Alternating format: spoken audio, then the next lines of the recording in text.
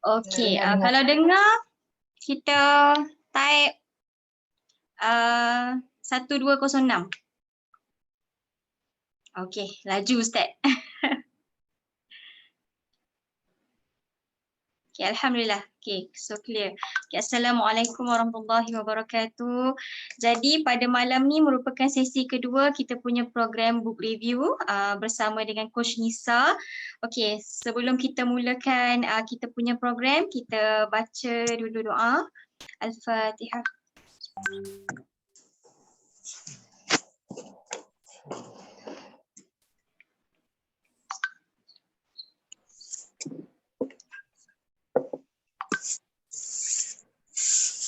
Okey, terima kasih kepada semua sebab sudi luangkan masa. Minggu lepas kita dah buat first meeting kita untuk book review dan Alhamdulillah dia punya sambutannya sangat-sangat menggalakkan dan pada malam ni sekali lagi kita akan kupas buku kedua Ustaz Tarmizi iaitu Call Upon Him.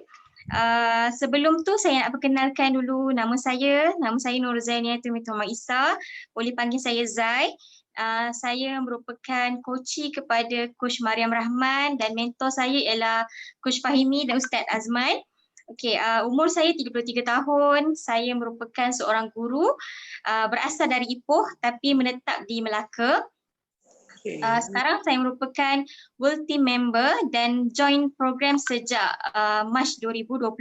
Saya dah lost 12 kilo, Alhamdulillah. Dan sekarang merupakan head coach kepada TKO Zai Bila. Okey, sebelum kita mulakan program, saya nak perkenalkan latar belakang program dan objektif program dulu. Okey, program ni merupakan program ilmu santai yang dibuat untuk semua open to all lah, siapa-siapa je yang nak masuk ke dalam program book review ini. Okey, program TKO ni bukan setakat program macam mana makan sihat je, tak. Kita nak input something dalam minda kita juga. So sebelum kita mulakan, jom kita kenal dulu dengan kita punya speaker pada malam ni, Coach Nisa. Over to you. Assalamualaikum semua, sihat semuanya, apa khabar semua? Sekejap saya nak forward lagi sekali link ni dekat ni group Zai Bilove ni. Okay, terima kasih, Alhamdulillah. Semoga semua sihat, bersemangat nak belajar lagi malam ni, nak tahu lebih lanjut lagi apa yang saya boleh kongsikan. Jadi sebelum kita nak pergi further, nak pergi dalam lagi, so saya nak semua tarik nafas, lepas, tarik lagi sekali nafas, lepas. Okey, so hari ni kita kosongkan hati kita, buka fikiran kita, buka minda kita nak belajar lagi ilmu baru hari ni. So moga-moga apa yang saya sampaikan sekejap lagi sampai ke hatinya dan bermanfaat untuk kita dan juga orang sekeliling kita. Okay, itu dulu introduction. Okay, teruskan dulu. Okey, jadi semua dah bersedia ya? Kalau dah bersedia, kita tulis sedia, boleh tak? Ramai-ramai, highest energy, bagi aura positif dekat Nisa. Sedia, saya dah sedia. Alhamdulillah. Sedia. Alhamdulillah. Dah berapa orang dah masuk ni? Nak tunggu lagi ke Ustaz? Boleh Boleh mulakan ke? Besar pula muka saya belakang sikit. Tolak sikit skrin ni. Okay. Saya boleh share screen kan? Boleh. Okay. Kita share screen sikit.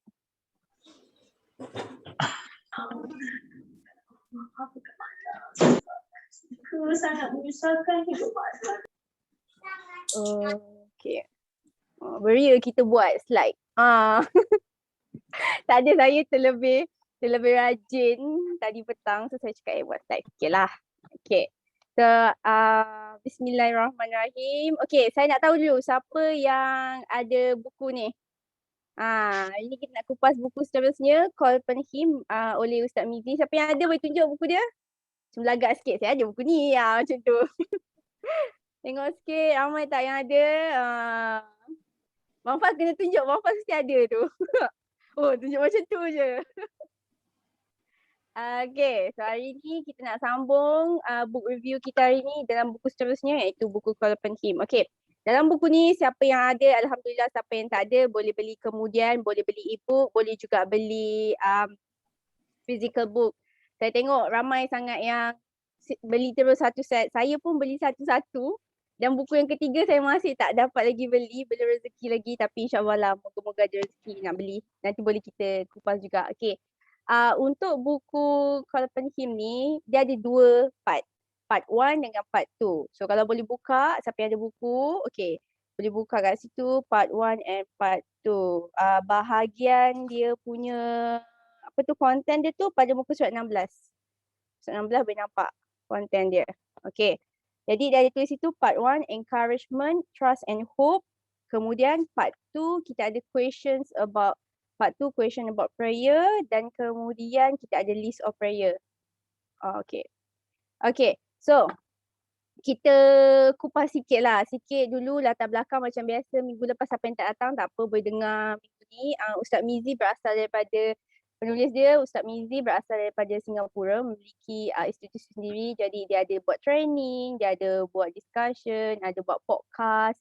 Ada juga sekarang ada apps baru nama dia Clubhouse. Kat Clubhouse tu orang bercakap guna voice je. Jadi kadang-kadang dia ada buat sesi juga.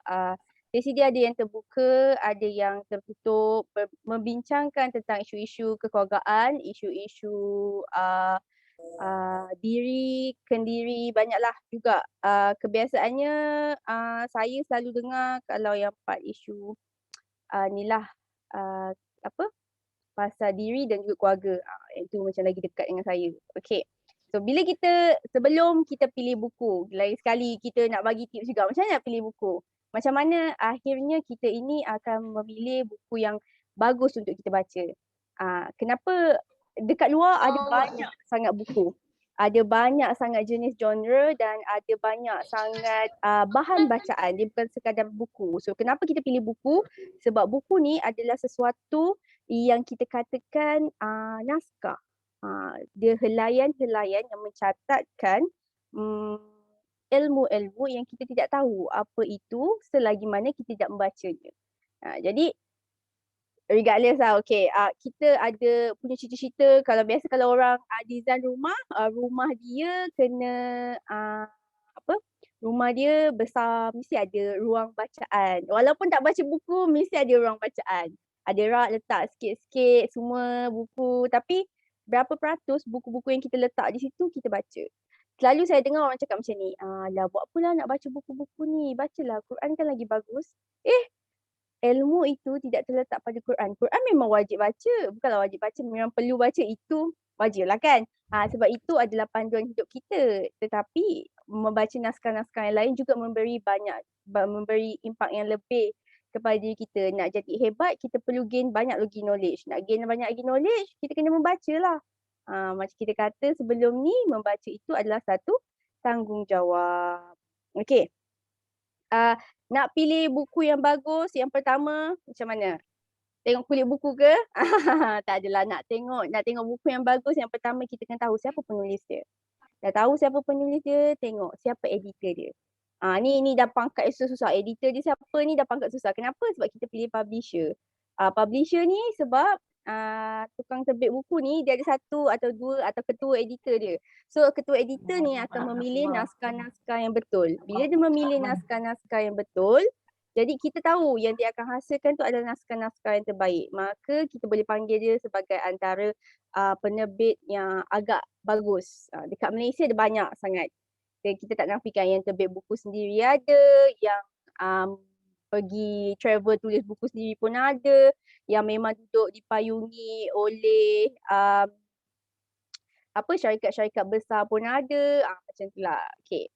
Kita dah pilih buku apa, yang penting kita pilih buku apa yang kita nak. Nak mula baca ni bukan senang. Tak ramai orang suka membaca. Tapi macam mana kita nak rasa nak membaca tu? Pilih buku yang kita suka. Pilih genre yang kita suka. Kalau awak suka baca buku tentang diri, apa tu untuk penampilan diri ke, untuk menjadi lebih baik ke, untuk muslimah ke, untuk muslim ke, bahkan kalau baca buku doa pun tak ada masalah asalkan membaca. Itu satu. Macam mana nak rasa semangat nak membaca pun sama. Kena ada rasa nak cari ilmu tu. Membaca ni simple je. Bila kita tengok satu buku, macam saya cakap hari tu, jangan mula judge buku. Kita tengok satu buku, okey. Kita kena tahu apa yang kita nak dapat pada buku ni. Memang saya pun suka novel. Saya tak tipu. Novel ni banyak jenis kan. Nanti saya share novel apa yang macam yang sesuai untuk kita baca. Banyak sangat sebenarnya, dan novel apa yang kalau boleh kita elakkan baca. Tapi dia bergantung pada diri kita lah sebenarnya. Tapi permulaan tak ada masalah pun, asalkan kita rasa nak membaca. Tu je yang penting. Dah dapat pace kita nak baca tu, kita dah rasa macam okey, tak baca satu hari tak tenang hidup. Sama lah macam TKO kan. Sama macam kita. Baru mula-mula, siapa masih ingat kali pertama, bulan pertama dia join program? Bulan pertama yang sangat mencabar, semua benda tak boleh nak pegang, semua kesukaan kita tu kita nak kena matikan niat dia, nak bagi ruang untuk diri kita, didik diri kita untuk follow meal plan, follow rules, makan 5 kali sehari, nak buang negatif mindset. Belum lagi orang-orang kat tepi-tepi kita yang macam tak payahlah nak diet ni semua, tak payah, makan je, hidup untuk makan. Macam tu kan. Okay. So, pada kali pertama kita join program tu pun kita dah rasa macam subhanallah, susahnya nak kita sampai ke tahap ni. Susahnya macam saya dah hilang 11 kilo ni pun dah rasa macam, tapi saya masih lagi banyak lagi yang saya nak hilangkan lagi, lemak-lemak yang berkumpul tu. Jadi kali pertama tu sama, semua orang akan merasa kali pertamanya susah. Bagaimana orang rasa susah untuk membaca buku, buka buku, nak pilih buku yang bagus untuk baca, sama juga macam mana kali pertama kita join TKO. Okay, tu sedikit intro sikit lah untuk buku kan. Nanti nanti kalau ada lagi saya akan share sikit-sikit lah. Okay, so berbalik kepada kita punya ni tadi. Part 2 part 1. Okay, part 1. Dalam buku Ustaz Mizi ni, buku ni tak silap saya agak tebal sikit berbanding buku yang lepas. Dan buku yang ni dia lebih teratur sikit. Kenapa dia lebih teratur? Sebab dia ada pecahan dia. Okay, part 1. Part 1 ni dia cakap pasal encouragement, trust and hope. Jadi pada bahagian pertama ini, dia lebih menekankan apa permulaannya, bagaimana dengan personal reflection. Macam mana kita sebenarnya merasakan apa itu doa. Apa itu doa. Lepas tu dia cakap macam mana sebenarnya cara sebenar kita nak minta doa dengan Tuhan. Macam mana sebenarnya kita ni nak ulang balik cara yang terbaik, cara yang nak bagi lembut hati supaya doa kita termakbul. Okay. Waktu mula-mula saya beli buku ni, saya terfikirlah, kan dia tulis call upon him. Saya pun duk fikir apalah maksud call upon him ni kan. Okay, jadi kalau ya ada buku awak boleh buka dekat muka surat pertama, muka surat 4, preface. Okay, saya suka buku Ustaz Mizi sebab dia suka cerita macam mana dia tulis buku tu. Jadi kalau macam buku ni, saya fikirlah juga bila kita buka Call Upon Him. Jadi pada pertama-tamanya dia dah tulis kat sini. The original version of this book titled Prayer for Success. So doa untuk berjaya katanya. Dan dia pertama kali terbit pada tahun 2011. Sekarang ketika tahun 2019,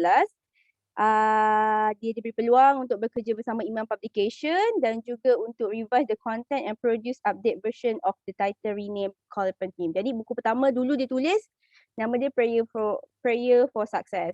Jadi sebenarnya buku ni tentang doa. Dan kalau kita tengok pada part 1 adalah, kalau dekat depan tu dia tulis 21 langkah untuk menguatkan kepercayaan kita kepada Allah.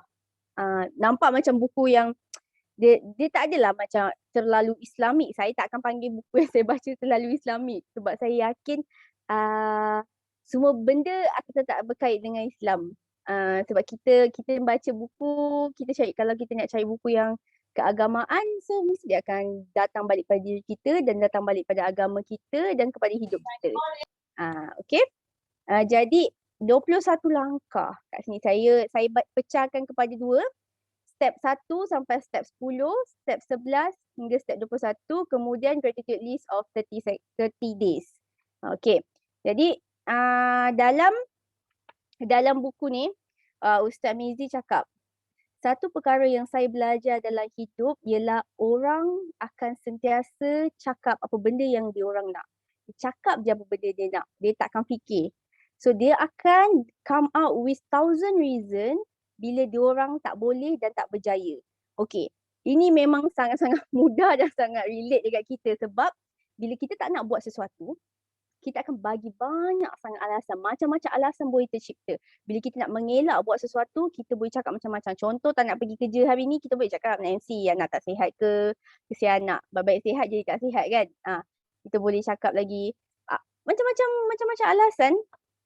Jadi kita ni, manusia ni, dia bukan fitrah dia. Bila dia tak nak tu, dia punya rasa tak nak tu akan menjadikan dia lebih bersemangat untuk menidakkan perkara tersebut.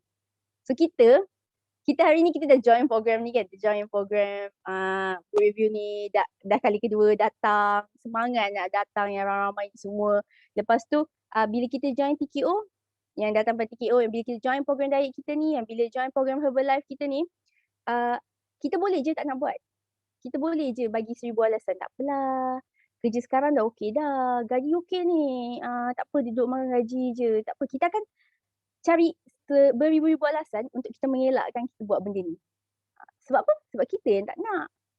Kita yang tak nak ikut MP, kita yang tak nak baca kelas punya nota, kita yang tak nak dengar voice note ustaz, kita yang tak nak buat benda tu.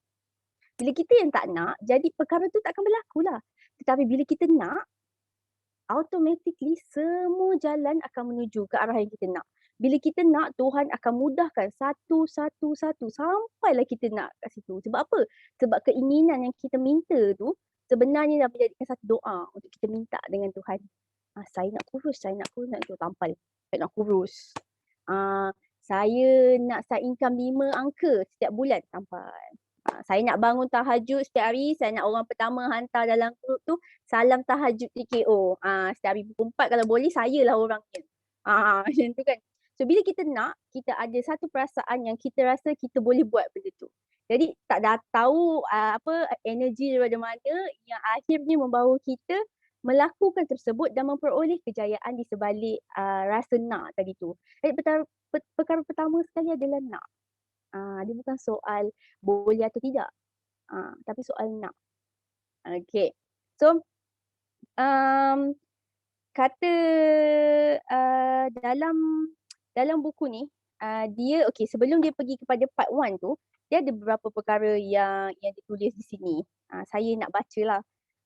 Dengan nama Allah yang Maha Pemurah, the most loving, the most merciful, the most forgiving, the most generous, the one who listens to every prayer, the one who rights every wrong in our life, the one who delivers on every promise, the one who replaces every hardship with ease, the one who never disappoints, the one whose love and compassion forever present, the one whose mercy with all compassing, and the one who provides to us in any abundance, the Lord of the angels, jinn and mankind, the Lord of the heaven and earth, the judge, the king, and the Lord of the universe. Dan sesungguhnya Allah itu adalah satu yang esa. Okay, jadi dalam buku ni dia menerangkan tentang makna doa. Kenapa sebenarnya kita nak berdoa? The meaning of prayer. Dia kata dalam tu the meaning of prayer dalam surah Ar-Rahman ayat ke-29. Surah Ar-Rahman ayat ke-29 kena ambil Quran. Maafkan saya tak hafal, tapi saya tahu surah Ar-Rahman ayat 29 sebab semalam ada orang cakap dengan saya.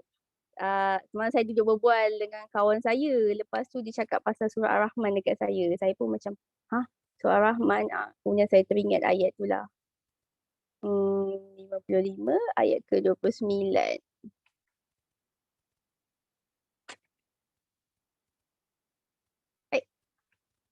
Okay. Malu kan tak jumpa surah Rahman ayat ke 50, ayat ke 29.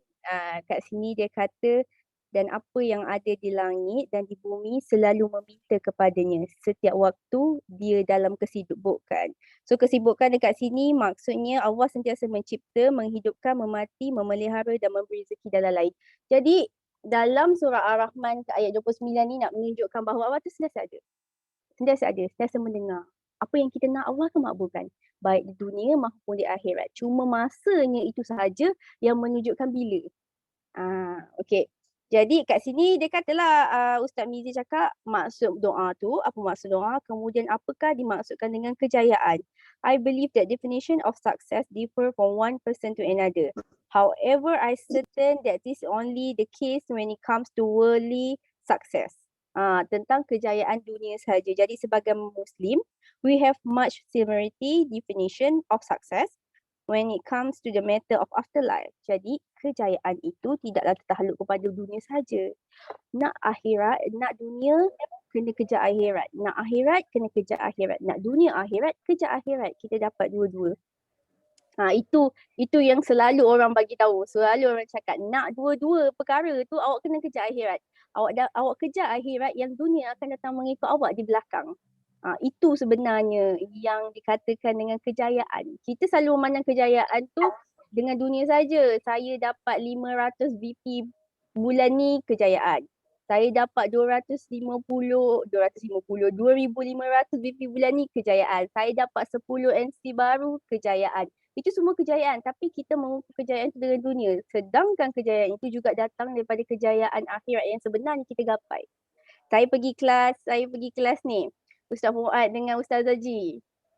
Betapa, saya tak tahulah, saya jarang masuk kelas-kelas TKO, apa juga kelas training kan. Saya memang jarang. Sebab saya terlalu banyak benda lain saya buat. Jadi saya tak tahu kenapa Allah pilih saya buka kelas tu. Saya pun join.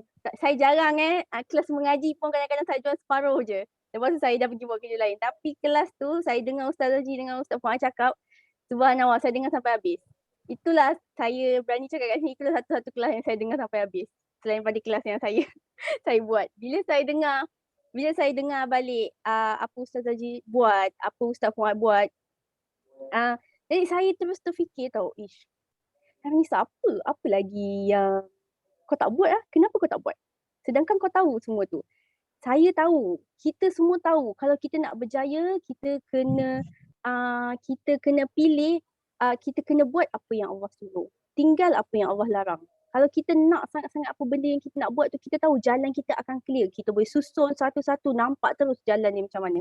Tapi sebab kita suka mencipta alasan tadi, kita bagi macam-macam yang kita rasa benda tu lagi boleh buat nanti, kita tangguhkan. Alah, setakat hari ni bangun tahajud, esok tak. Alah, tak apalah. Tapi sedangkan kita boleh buat setiap hari. Bukannya kita tak boleh. Daripada tak boleh bangun tahajud tu, boleh bangun tahajud. Bukan kita tak boleh nak buat benda tu. Tapi sebab kita mencipta alasan tadi, dan akhirnya kita menafikan sebenarnya kejayaan sebenar tu datang daripada agama kita sendiri, daripada diri kita sendiri.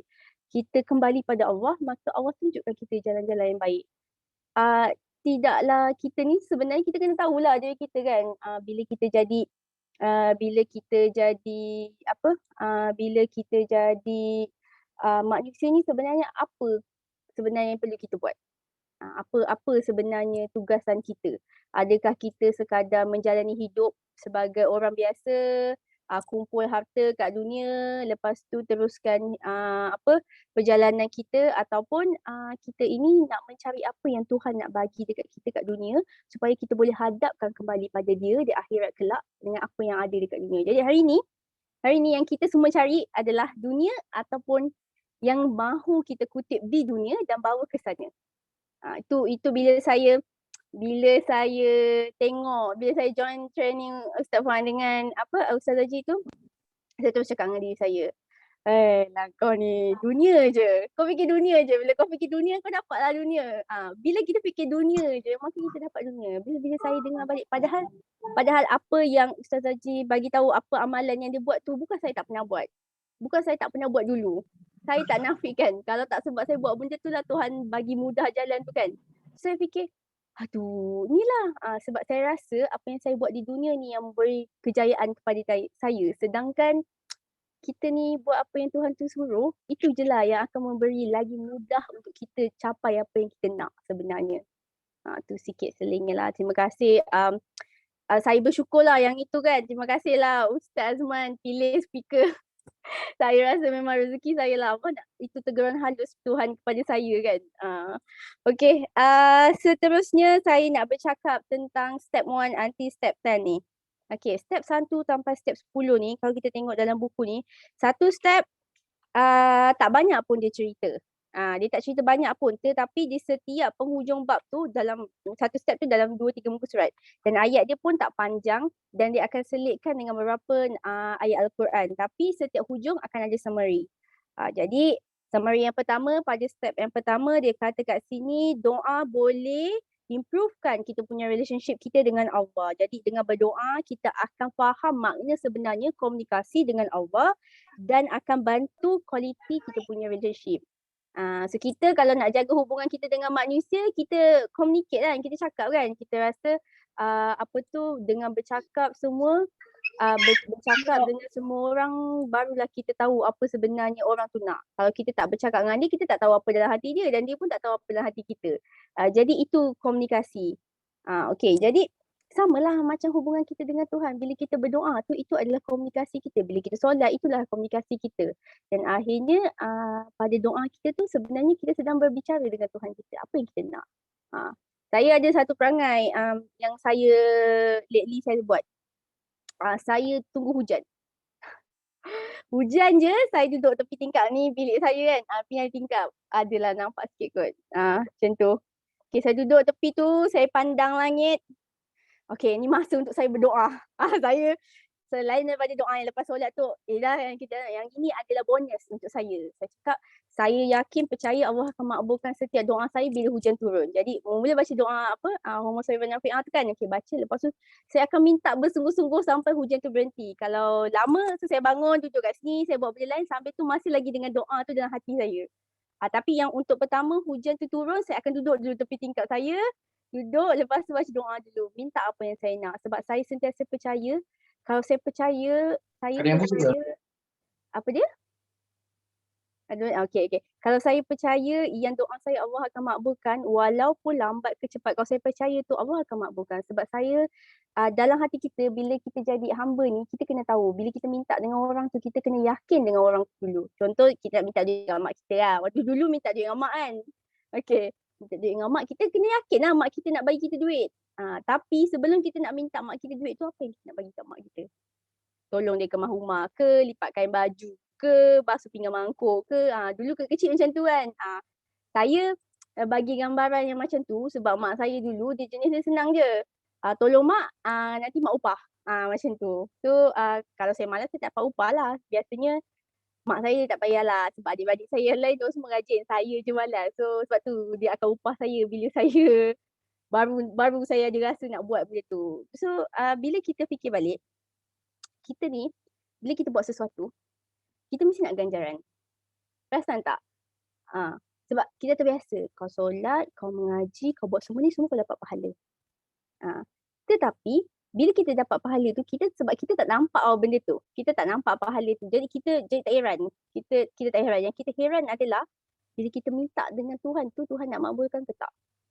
Saya nak bulan ni VP saya 3 bulan berturut-turut 2,500. Contoh Okay. Minta 2,500 tiap-tiap bulan Tapi sebelum nak minta tu rasa macam mana? Okay. Doa, hujan contoh dan saya tadi hujan. Doa kat tepi tu 2,500 untuk 3 bulan berturut-turut. Lepas tu saya pun relax buat benda lain. Saya tak promote, saya tak buat apa-apa. Saya doa macam tu je. Saya tak ada usaha untuk memastikan doa itu dimakbulkan. Saya hanya doa je. Macam tu. Itu yang pertama. Okay. Kemudian berbanding lagi satu, saya doa lepas saya follow up. Saya doa, saya follow up. Doa yang konsisten setiap hari. Kemudian saya follow up tu macam mana tahu maksud follow up tu? Follow up tu maksudnya kita konsisten minta. Hari ni dah minta, esok minta lagi, minta. Tu maksud dia konsisten follow up. Follow up tu bukan follow up dengan manusia, follow up dengan Tuhan. Tapi bukan dengan cara kita memaksa Tuhan memakbulkan doa kita tadi. Kat situ kita kena faham. Ada beza kita meminta dengan konsisten dan juga ada beza dengan kita meminta dan memaksa Tuhan untuk memakbulkan doa kita. Bila kita minta sesuatu, dalam buku ni pun dia cakap dalam dalam muka surat ke-35. Okay. So bila kita minta dengan firmness dan unshakable confidence. Kita kena yakin dengan bersungguh-sungguh bahawa Allah akan makbulkan doa kita. Bila kita minta tu, kita bukan nak minta saja-saja, tapi kita minta ni untuk diri kita, keluarga kita dan sebagainya, untuk umat manusia. Dia tak boleh kita minta untuk kita je. Sebab bila kita minta untuk kita je, kita akan jadi sombong. Sebab kita akan rasa macam, oh Tuhan akan makbulkan. Hari ni kita tengok sejenak. Hari ni, saat ni kita pusing sikit je belakang. Berapa banyak doa kita yang Allah dah makbulkan sebab kita minta. Sebab kita minta. Bukan sebab Allah bagi lagi ni. Dia belum masuk benda yang Allah bagi sebagai hadiah. Tapi benda yang kita minta Allah makbulkan. Berapa banyak. Benda tu sebenarnya bila kita discover balik, banyak sangat kan yang Allah bagi kat kita. Bukan sikit-sikit. Allah bagi tak adanya lah awak minta A, Allah bagi A minus. Tak ada, Allah bagi A plus. Kita minta ni sebab apa? Sebab kita hamba, kita tahu kita tak ada daya. Jadi kita minta. Tapi ada satu cara lagi yang kita boleh buat. Macam saya tadi, saya minta masa hujan turun sebab saya tahu waktu tu dah termaktub kalau hujan turun ni doa waktu hujan makbul. Tu cara kita. Ada banyak lagi cara. Sebab tu dalam buku ni dia kata seeking for an unlimited sources. Okay. Dalam sebuah dia kata waktu Ustaz Mizi tulis ni, dia kata bulan Ramadan saya menulis buku ini, alhamdulillah Allah menjawab doa sahabat saya yang berkeinginan untuk melanjutkan pelajarannya di peringkat tinggi. Okey, tetapi bukan itu sahaja, Allah juga makbulkan doa dengan dia telah pun mengandung 5 bulan dan itu adalah anak pertamanya. Okey, then saya berkata kepada dia, Lizan, bukankah hebat awak meminta kepada Tuhan untuk satu tetapi dia bagi kedua-duanya. Kita minta, bila kita doa, ya Allah, kalau tak dapat ni nak yang ni. Macam tu kan, kita minta dua. Tapi Tuhan tu baik bagi kita dua-dua sekali. Sebab tu saya tak ingat siapa yang cakap dengan saya, sama ada Coach Zaika ataupun Ustaz Azman. Saya tak kisah pada siapa, tapi kalau saya siapa jua yang cakap ni, moga Allah makbulkan segala permintaan dia. Ayat dia, tapi saya ingat Coach Zaika yang cakap dengan saya, jangan minta sikit, minta banyak. Bila minta banyak tu nanti dapat sikit pun kita tak terasa sebab kita dah dapat benda tu. Sekurang-kurangnya kita dapat daripada kita tak dapat langsung. Jadi sebenarnya berdoa ini bukan sekadar doa untuk diri kita je. Bukan yang kita minta tu bukan untuk diri kita je. Dalam buku ni juga diterangkan pada muka surat 37, boleh buka 37, ini baru ni step 3. Dia kata dekat situ for forgiveness and love for other believer. Jadi bila kita minta doa ni bukan untuk diri kita je, minta untuk mak ayah kita, minta untuk kawan-kawan kita, sahabat-sahabat kita yang dalam ni, yang 70 orang yang join malam ni, tolong doakan sesama sendiri. Kita doa untuk orang lain, Allah bagi juga kat kita. Saya dalam satu kisah Saidina Ali, dia Sayyidatina Fatimah mengidam nak makan sebuah buah bukan dalam musim waktu tu. Jadi dia pergi cari. Bila dia cari, dia jumpa sebiji. Tapi di tengah jalan dia jumpa seorang tua yang kelaparan. Jadi dia bagi buah yang tak ada musim tu. Bila dia balik, Sayyidatina Fatimah tanya dia, mana buah yang dia minta tu kan? Dia diam tak cakap. Kemudian ada orang datang ketuk. Yang ketuk dia kata ini daripada Rasulullah SAW. Bila buka adalah buah tadi yang dia bagi tapi ada 9 biji. 9 je biji. Lepas tu dia kata dia kata pulangkan balik. Ini bukan hak dia. So orang tu cakap lah kenapa ni kan Rasulullah dah bagi 9 biji, kenapa tanya bukan hak dia? Dia kata sebab dia percaya satu dia bagi 10 Allah akan gantikan balik. Jadi yang tu 9 bukan hak dia yang 10 tu. Jadi orang tu pun keluarkan buah ke 10 dan kata dia saja nak menguji Saidina Ali. Tengok kat situ, kita daripada kisah ni saya belajar keyakinan yang kita yakin Allah akan ganti balik 10 perkara tu adalah menjadikan real. Tapi walaupun dapat 9 je, Sayyidina Ali cakap bukan, ni bukan hak dia. Hak dia 10. Dia punya yakin tu dengan Allah akan makbulkan doa dia. Akan kembalikan balik rezeki tu dekat dia. Jadi sama lah macam kita. Bila kita minta kan. Walaupun 10 kita dapat tu bukan untuk diri kita tau. 10 tu untuk orang lain sebenarnya. Kita dapat 10 tu balik. Kita bagi 1, kita dapat 10 balik kan. Contoh saya polish seorang koci. Bawah saya baru, LC baru. Saya polish dia seorang tapi Allah berganti dengan saya 10 lagi yang baru. 10 lagi yang baru ni bukan untuk saya. 10 yang baru ni untuk dia bantu lebarkan lagi untuk dapat lagi 10. Itu sebenarnya yang kita salah faham. Yang kita ingat aku sedekah RM10 nanti Allah bagi 100 tu untuk aku. Bukan macam tu. Kita selalu rasa 10 tu untuk kita tapi sebenarnya 10 itu adalah untuk menebarkan lagi apa benda yang sebenarnya kita perlu. Itu yang menunjukkan bukti bahawa kita bersyukur ataupun kita faham ke tak sebenarnya kenapa kita minta dengan Tuhan. Okey. Benar betul. Kita bercakap nak minum air ni. Okey, itu sedikit selingan. Okey, kalau dalam buku ni, kalau rasa macam susah nak faham pada setiap dia punya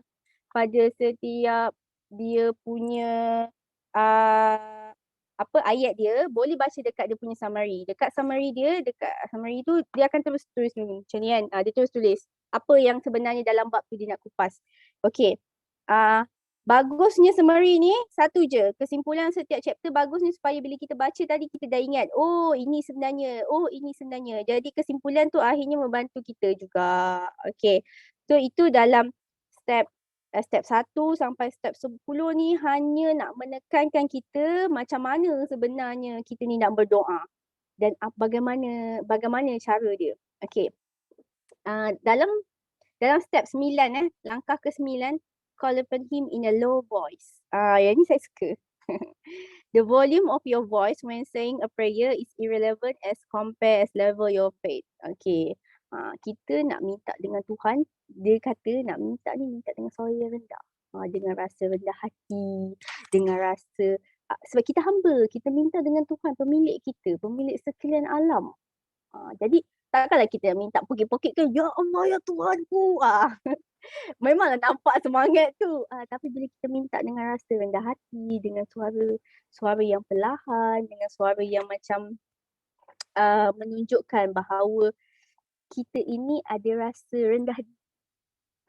So kata dia, we must lower down the volume of our voice but turn up the volume of our faith.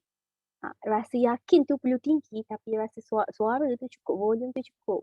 Sebab tu orang kata kalau doa dalam hati pun tak apa. Awak dengar, bayangkan awak tengah travel bawa kereta ni, sambil-sambil tu teringat sesuatu, ya Allah, doa. Ya Allah, apa-apa. Doa ni bukan sekadar kita duduk kat tikar sejadah, bukan sekadar saya duduk kat tepi tingkap bila hujan turun. Doa tu bukan sekadar tu, ada banyak sangat cara. Sebab itu dia cakap tadi doa adalah komunikasi. Dalam buku ni dia kata doa adalah komunikasi. Bila kita dah faham cara berdoa dengan betul, maka kita akan ada komunikasi dan juga relationship yang sangat baik dengan Tuhan kita lah. Okay. Dan pada step yang ke-10, yang ini dia highlightkan apa sebenarnya doa yang boleh kita gunakan. Okay. Yang ni yang kat sini dia tekankan, tak ada masalah pun nak guna bahasa apa pun. Janji kita berdoa. Okay, tak kisahlah bahasa apa, Tuhan faham. Jangan takut. Kita kena berdoa dalam bahasa Inggeris, Tuhan faham bahasa Inggeris. Dia tak ada. Kena doa dalam bahasa Arab, Tuhan faham. Tak. Doa ni tak semestinya bahasa yang besar-besar, bahasa yang bombastik. Sekejap lagi. Tetapi ada satu cara. Doa ni yang rasa macam mana nak tackle hati Tuhan. Macam tu dia punya ayat. Macam mana nak tackle? Pujilah. Puji banyak sikit. Sebelum nak minta tu puji panjang sikit. Puji-pujian terhadap Tuhanku, Tuhan segala alam, yang maha pemurah, yang maha pengasih. Sebut dulu segala macam yang kita nak puji Tuhan kita. Macam tu lepas tu kita minta. Sebab apa? Tuhan suka dengar. Jadi kita kenapa kita fikir, kenapa orang tu doa panjang? Kadang-kadang kan ada certain imam ni, kalau kita pergi masjid, imam ni doa dia panjang lagi. Aduh mak, dah lah tak faham apa doa dia kan. Lepas tu puji serta surau pula. 2 minit dah habis doa. Yang lagi satu 20 minit tak habis-habis lagi. Tahap beza tu kadang-kadang kalau kita baca makna dia sekadar puji-pujian. Kenapa memuji? Sebab Tuhan suka hamba dia minta bercakap. Bila kita ada komunikasi dengan Allah SWT tu kita bercakap, kita puji dia samalah macam wife kita ke husband kita ke. Sebelum nak minta tu Coach Zai. Sebelum nak minta dekat apa tu Abang Fahim tu apa-apa gosok dulu abang saya biasa. Saya dah biasa lah kalau dia macam dapur mak saya tu nak pergi depan kan, nak keluar dengan saya dia akan cakap, abang, oh abang. Dari jauh dia punya lembut, dia punya lama tu. Dia lama. So kita minta dengan manusia pun kemain lagi kan. Macam tu. Tapi dengan Tuhan tak salah pun puji. Puji lebih. Okay. Ini seterusnya kita tengok pada step 11 ke step 21 Yang ini kan saya nak mencelah pada step ke tengok tak jumpa muka surat dia. Margaret, okay, step ke-18. Siapa yang ada buku boleh buka step ke-18. Muka surat 125. Make gratitude your daily attitude. Okay. Dah buka dah. Okay. Dalam langkah ke-18 ni, dia ada cakap, siapa yang sebenarnya Allah dengar doa dia? Cakap macam tu. Lepas tu, dia kata, untuk menjawab soalan ini, it's being said that every solat we make during the iktidal. Sami Allahu liman hamidah. Allah itu sentiasa mendengar kepada siapa yang bersyukur.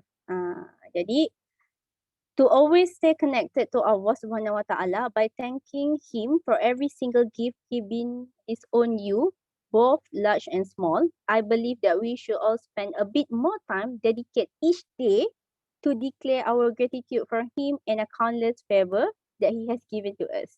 Jadi dia rasa Ustaz Mizi kata dalam buku ni untuk rasa dekat, untuk rasa connected to Allah, kita nak berterima kasih untuk setiap perkara yang Allah bagi kita, besar atau kecil, adalah dengan kita bersyukur. Bersyukur macam mana? Okay, so dia kata jadikan rasa syukur itu adalah part of our daily attitude. Okay, itu yang saya tekan kat sini, my gratitude list for 3 days. 30 days, sorry. Okay, untuk yang 30 days ni yang ini kalau dalam buku ni, siapa yang beli buku ni dalam muka surat 131, dia ada tulis, dia ada buat macam ni. Kalau ada nampak lah. So dia sini month dengan year, tahun, bulan berapa, tahun apa. Lepas tu day 1, day 2, day 3, 30 hari. Okay, sampailah day 31st ni. Okay, apa yang dia tulis dekat sini adalah apa yang kita perlu tulis. Hari ni kita bersyukur rasa apa? Apa benda satu perkara kita bersyukur hari ni? Esok apa dia? Lusa apa dia? So 30 hari betul tu. 30 hari sampai ke 31 ni, kalau 31 lah bulan tu kan. Kalau 30 lah. Setiap hari tu kita tulis satu benda yang kita bersyukur, yang Allah hadiahkan kat kita. Dengan rasa syukur ni akan meningkatkan lagi rasa iman kita dan kita minta lagi. Sebab bila kita dah tahu satu Allah dah makbulkan doa kita, tu yang kita nak lagi kan. Nak lagi, minta. Dia samalah. Bila macam peribahasa Melayu lah, dia kata dah bagi betis nak apa ke. Padahal sebenarnya minta-minta tu dengan Tuhan tu tak perlu pun seperti tu. Lain lah kalau minta dengan manusia. Minta manusia macam tu. Manusia pun nyampah. Hari ni kau minta, esok kau minta lagi, kau minta, kau minta. Memanglah manusia rasa macam menyampahnya nak dengar. Tetapi dengan Tuhan ni tak ada rasa macam tu. Itu special. Hari ni minta ni, esok minta ni. Tapi konsisten minta tu sebenarnya yang kita nak. Tak ramai yang rasa bahawa konsisten meminta tu akan membantu doa kita makbul. Sebab hari kita minta. Hari-hari tulis. Walaupun dah tulis kan dekat dream board tu kan. Okay, tahun ni nak capai apa, tahun ni nak apa, bulan ni nak apa, minggu ni nak apa, hari ni nak apa. Tapi konsisten kita punya cara meminta tu yang akan membantu sebenarnya. Okay, so buku ni pada part pertama ni dia membantu menguatkan sebenarnya bahawa kita kena yakin dan percaya yang Allah akan makbulkan doa kita. Kalau kita tak ada rasa yakin dan percaya dan rasa nak buat benda tu yang susah. Tu yang akan jadi mengikat kita rasa tak nak. Saya rasa saya tak boleh lah nak turun lagi 5 kilo. Saya rasa cukup lah sampai sini. 21 hari dalam TKO dah cukup dah. Tak apa. Nanti saya dah pandai dah ni. Portion meal plan ni saya boleh ulang balik je yang 21 resepi ni. Tak apa, cukup untuk saya. So, bila kita ada rasa yang macam tu, so kita tak akan pergi ke mana. Kita akan stuck pada tempat yang sama. So samalah, tak apalah macam saya lah, tak apalah cukuplah supervisor punya tak cukuplah, tak apalah tak nak pergi AWT, tak apalah tak naklah jadi presiden team. So bila kita menolak sesuatu yang kita tak nak tu, maka dia tak akan datang bagi kita sebab kita yang tolak. Kita yang tolak benda yang sepatutnya kita dapat tapi kita tak nak. So dia jadi macam itu yang jadi macam doa kita bila kita minta, contoh ya Allah ya Tuhanku ampunkanlah dosaku. Kita tak nampak kan Allah ampunkan ke tak dosa kita. Kita rasa kalau kita ada rasa macam Tuhan tak mungkinlah aku banyak dosa, Tuhan tak akan ampunkan. Kita yang tak percaya Tuhan tu ampunkan. Sedangkan bila datang siang hari Tuhan mendengar doa kita dan bila tenggelam matahari, bila malam menjemur pun masih lagi Tuhan mendengar doa hamba-hamba yang meminta, yang bangun tengah malam, yang meminta siang waktu, yang meminta malam waktu, semua tak Allah dengar. Tak ada satu pun yang Allah tak dengar. Kita je yang rasa Allah tak dengar. Bila kita yang ada rasa macam tu, itu yang jadi kita ni tak percaya. Okay, habis pada bahagian pertama. Kita boleh ambil 2 minit dahulu. Ada sesiapa nak bertanya ke apa? Coach Zai? Okay. Dalam diam kau kena kaku ya. Okay, Alhamdulillah. Ada apa-apa soalan tak? Ada siapa-siapa nak utarakan soalan? Ustaz, ada bagi doa ni. Allah help me to remember you, to give you thanks and to perform your worship in the best manner. Allahumma a'inni ala zikrika wa syukrika wa husni ibadatik. Terima kasih Ustaz bagi doa tu. Ustaz Azman ada apa-apa nak cakap? Ada apa soalan ke? Kita open soalan sebelum pergi ke chapter seterusnya, Ica.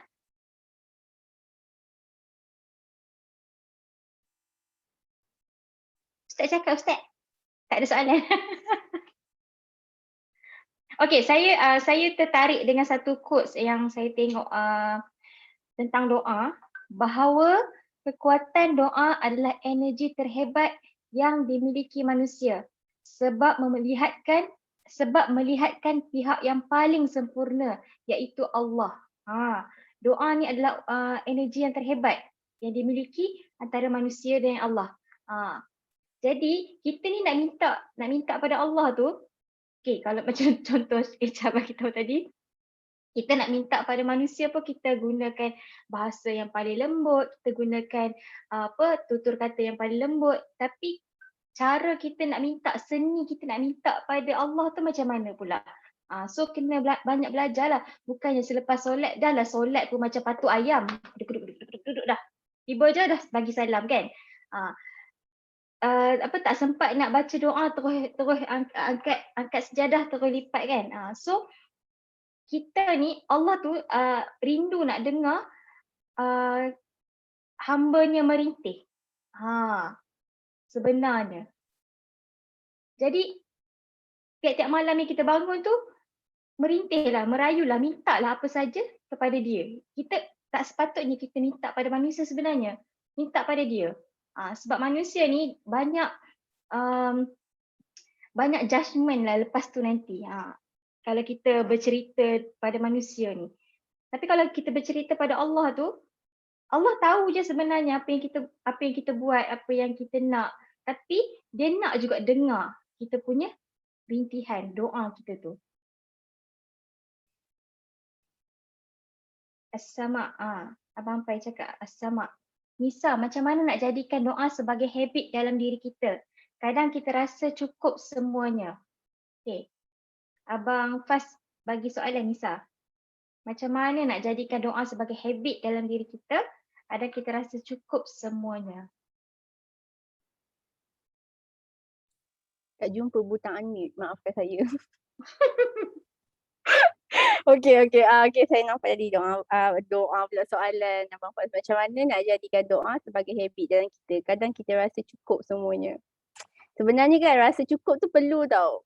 Memanglah kita minta untuk tambah kan, tapi rasa cukup tu perlu. So bila kita dah rasa cukup ni, kita jadi tak minta. Itu yang jadi macam tak selalu doa. Okay. So dalam buku saya sampaikan apa yang ada dalam buku ni dulu untuk menjawab soalan Abang Faz tu, moga-moga menjawablah. Dalam step yang awal-awal tu, kita tengok step 4, step 5. Okay, dekat ni dekat step 4 dia kata ask and be consistent. So macam mana nak consistent? Lepas tu dia kata step 5, have clear and firm intention dulu. Kenapa kena ada clear? Memanglah memang cakap rasa dah cukup dah, apa lagi nak minta? Apa lagi yang kita nak minta, rasa dah cukup. Tapi nak jadikan habit ni adalah benda yang kita selalu minta benda yang kita tak ada. Kita terlupa nak doa untuk benda yang kita dah ada. Cara untuk jadikan habit adalah pandang balik semua benda yang kita dah ada dan kita cakap syukur. Itulah doa yang sebenar. Kita rasa syukur. Bila kita bersyukur, Allah tambahkan lagi. Sebab tu kita rasa cukup. Sebab kita bersyukur tadi. Itu sebenarnya yang nak jadikan dia habit adalah dengan bersyukur. Rasa syukur itulah sebenarnya doa. Doa tak semestinya mengangkat tangan. Rasa kadang Alhamdulillah, Masya Allah, Tabarakallah tu pun dah doa dah sebenarnya. Rasa syukur tadi tu. Okay. Nak jadikan habit senang je. Yang pertama, kita kena tahu yang apa yang kita ada ni. Pandang apa yang kita ada ni cukup ke tak. Kalau tak cukup, minta. Kalau dah cukup, syukur. Sebab at the end of the day, Tuhan tetap akan tambahkan. Tuhan janjikan semua manusia itu akan ada rezeki dia sendiri. Tak ada orang yang tak ada. Semua akan ada rezeki dia. Tapi bentuknya berbeza. Sebab tu kita tak boleh bandingkan rezeki saya dengan rezeki orang sebelah, dengan rezeki jiran saya. Tak sama. Tapi Tuhan tetap kata semua orang ada rezeki dia sendiri. Sebab tu macam mana nak jadikan balik adalah dengan bersyukur. Benda pertama sekali buat bersyukur. Okay, itu satulah. Nombor 2, macam mana jadikan habit, anggap benda tu penting. Bila kita anggap sesuatu benda tu penting, kita rasa nak buat hari-hari. Bila kita dah anggap sesuatu benda tu penting, doa ni penting untuk kita, bukan untuk kita je, untuk anak kita. Okay, macam saya ada kawan baru ni, dia bagi tahu saya dia pregnant. Pregnant yang pertama. So kawan saya ni mak dia dah meninggal. Lepas mak dia meninggal baru dia dapat menikahan dengan suami dia sekarang. Jadi dia cakap dengan dia tak tahulah macam mana. First pregnancy is very tough one kan. Dia muntah-muntah, dia tak boleh makan, berat dia turun. Jadi dia cakap dengan saya cakap dengan dia, saya ni pregnant pun tak pernah tanya dengan saya buat apa. Tapi saya fahamlah kegusaran dia. Dia tak ada mak yang dia nak bertanya. So beruntungnya kita yang masih ada mak. Okay, sekejap lagi kan aku boleh mengadu dengan mak aku kan macam ni kan. Lepas tu saya pun macam sudah. Okay. Jadi bila dia cakap tentang tu, saya cakap dengan dia, aku tak pandai. Kau pun tak pandai. Tapi tak bermaksud kita tak boleh jadi pandai. Saya cakap dengan dia, okay, macam ni, mula kita minta dulu dengan Tuhan. Minta apa? Cakap, aku dah ada semua benda. Kau aku minta apa ni? Dia cakap, minta Tuhan jadikan yang kau tengah mengandung ni, apa yang kau rasa sekarang ni, yang penat ni, semua ni satu kebaikan pada diri. Maka Tuhan akan tambahkan lagi. Cakap macam tu. Lepas tu bila saya cakap tambahkan lagi tu, dia marahlah kat saya. Kau nak suruh aku pregnant lagi ke? Aku ni satu pun tak lepas lagi. Lepas tu saya cakap dia bukan. Okay. Kadang-kadang kita ni rasa kita tak ada. Sebab tu kita meminta. Tapi bila kita dah ada tu, kita terlupa nak minta. Terlupa nak bersyukur dengan benda. Saya cakap dengan dia, time kau tak minta kau pregnant, Tuhan dah bagi, kau tak kata nak bersyukur. Macam tu kan dia. Dia kata, bukanlah aku tak bersyukur tapi aku penat. Faham, penat. Tapi penat tu Tuhan akan ganjarkan. Saya cakap dengan dia, saya tak rasa apa yang dia rasa. Saya belum ada rezeki nak rasa. Semoga ada nanti insyaAllah. Jadi saya cakap dengan dia, bila dia rasa macam dia tak ada ibu, dia rasa dia tak ada ibu. Tapi sebenarnya dia masih ada lagi mak mentua dia. Cuma dia terlupa kewujudan figura ibu di sebelah dia tu. Jadi saya cakap lah, kita ni sebab kadang-kadang kita rasa kita tak ada, so kita rasa kita dilupakan. Padahal kita ada lagi satu benda yang kita perlu dekat sebelah kita yang ada Tuhan bagi tapi kita terlupa. Sebab bila kita dah rasa macam tak apalah, boleh lah, inilah semua benda lah yang kita dah ada ni cukup. Sebab sedangkan sebenarnya tak habis cukup lagi. Bila dia pregnant, saya cakap dengan dia, ni rezeki Tuhan nak bagi pangkat naik. Lepas ni saya boleh minta doa dengan dia je. Mak kan, doa mak ni makbul. Saya cakap dia macam tu. Adik saya cakap dengan dia, bila dia berdoa bukan sekadar untuk diri dia je, berdoa untuk anak-anak dia. Kalau dia rasa dia dah cukup untuk diri dia, apa yang dia rasa dia hadir dengan dia dengan pregnancy ni, dia dah rasa berat, dia tak nak kan. Tapi dia perlu ingat apa yang dia perlu buat untuk masa depan tu, apa yang dia perlu buat ke depan tu adalah untuk anak-anak dia. Jadi kadang-kadang saya berbalik pada doa tadi ya. Kenapa macam mana jadi habit? Kita rasa cukup untuk diri kita, tapi untuk orang lain cukup tak? Kita doa ni, nak habit ni bukan untuk kita je tau, untuk semua orang. So bila doa, dia kawan saya yang pregnant ni juga orang yang sama bagi tahu saya, setiap hari dia doa sebut nama saya. Saya terus terasa macam, ya Allah, dia sebut nama penuh saya. Itu benda yang saya rasa subhanallah, ada orang nak doakan aku dengan nama aku. So bila dia doa dengan nama saya, nama penuh saya tu, dia kata Allah bagi lebih banyak dengan dia. Jadi dia percaya. Doa ni, bila kita mendoakan orang, maka Allah akan lebih gandakan. So kita rasa, kadang-kadang kita rasa, kita doa ni untuk diri kita je, sebab tu kita rasa cukup. Tapi sebenarnya kita kena ada tambah lagi satu dalam hati kita, tak cukup lagi sebab kita tak doa untuk orang. Tak cukup lagi kita doa orang lain. Kita tak cukup doa untuk mak kita, tak cukup doa untuk keluarga kita, tak cukup doa untuk kawan-kawan kita, sahabat kita, bakal-bakal NC kita yang nak sangkut join program kita, NC yang coach-coach yang sedia ada ni nak naik pangkat, itu belum cukup lagi doa untuk diorang. So bila kita rasa tak cukup tu lagi, itu yang akan membantu kita untuk terus berdoa. So saya harap menjawablah soalan daripada Bang Fas tadi. Dua lah benda yang saya rasa. Pertama, bersyukur apa yang kita ada. Dua, nak jadikan habit tu adalah dengan kita pilih bukan untuk diri kita, untuk orang. Sebab yang rasa kita cukup tu rasa pada diri kita. Tapi pada orang, saya cakap dengan kawan saya ni tak ada apa, yang boleh saya minta dengan korang adalah doa. So samalah yang datang malam ni ada berapa orang ni. Yang ramai-ramai ni tolonglah doakan saya, 74 orang ni, Masya Allah, tolong doakan saya. Itu je saya minta. Saya tak minta banyak. Saya nak ajak buat program ni, review ni semua, saya tak minta banyak. Saya minta doa saja. Itu saja yang perlu dalam hidup saya. Okay. So harap menjawab ya. Okay. So kita teruskan dengan part kedua boleh ya? Okay, part kedua, part 2 ni dia bercakap tentang question of prayer. Okay, so apa sebenarnya persoalan-persoalan yang timbul tentang doa? Okay, dia ada 9 yang dia senaraikan di sini. Antaranya yang pertama adalah soalan pertama, dia kata kat sini asking for direction. Doa yang pertama adalah asking for direction. Apa tu asking for direction? Okay, yang ini muka surat 159 ya, siapa yang ada buku tu? Seronok kan bila review ada buku kat tangan, so boleh selak sama-sama. Okay, dia kata asking for direction. I have a problem. Whenever I pray for something indecent when God is really answering me, how can we know that we hearing from God and not following our desire or being deceived by devil when praying for direction in our life? Bila kita doa tu, macam mana kita nak tahu sebenarnya yang kita minta tu adalah petunjuk ataupun jalan daripada Tuhan kita, bukannya anasir-anasir, bisikan-bisikan benda-benda lain kan. Okay. Jadi nak tahu tu dalam buku ni Ustaz Mirzi cakap, dia kata ada beberapa cara nak tahu bahawa petunjuk itu datang pada Allah ke tak. Yang pertama dia kata selagi mana benda itu tidak melanggar syariat. Lepas tu kita rasa it is seen and felt after several repetition of prayer and you never had the preconceived inclination for one over another before making the prayer. Jadi sebenarnya kita minta dengan Tuhan ni untuk kita minimizekan keinginan kita untuk ego kita dan juga desire kita pada setiap masa. Kat sini nak cakap sebenarnya kita doa ni bukan untuk meminta-minta, kita doa ni sebenarnya untuk merendahkan hati kita. Nak jaga diri kita tu. Jadi sebab itulah akhirnya supaya bila kita meminta tu, bila kita solat, bila kita doa tu bukanlah semata untuk diri kita. Tu sebenarnya dia cakap. Lepas tu dalam buku ni dikongsikan beberapa doa jugalah. dan juga diterangkan ada satu jenis solat yang dipanggil sebagai solat istikharah yang mana kita memang lakukan ataupun tunaikan dia untuk dua perkara ataupun dua pilihan. Bila kita ada pilihan, kita tak tahu nak buat pilihan yang mana, so kita buat istikharah.